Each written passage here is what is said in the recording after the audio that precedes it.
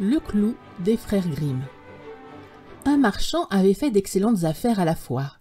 Il avait vendu tout ce qu'il avait comme marchandise et gonflé sa bourse de pièces d'or et d'argent.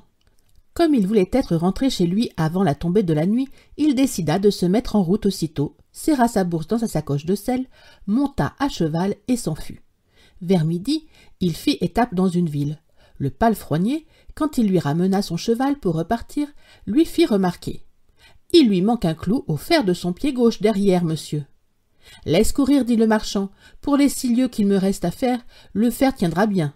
Je suis pressé. » Au milieu de l'après-midi, alors qu'il avait fait halte de nouveau et fait donner de l'avoine à sa monture, le valet de l'auberge vint lui dire: « Monsieur, il manque un fer à votre cheval au pied gauche de derrière.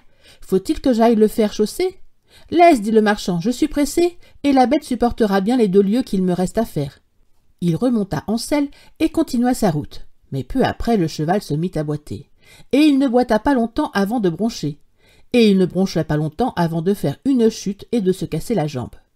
Aussi fallut-il que le marchand débouclât ses sacoches et, abandonnant là son cheval, les mit sur son épaule et rentra à pied chez lui, où il n'arriva que tard dans la nuit.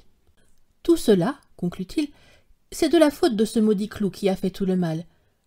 Hâtez-vous lentement. »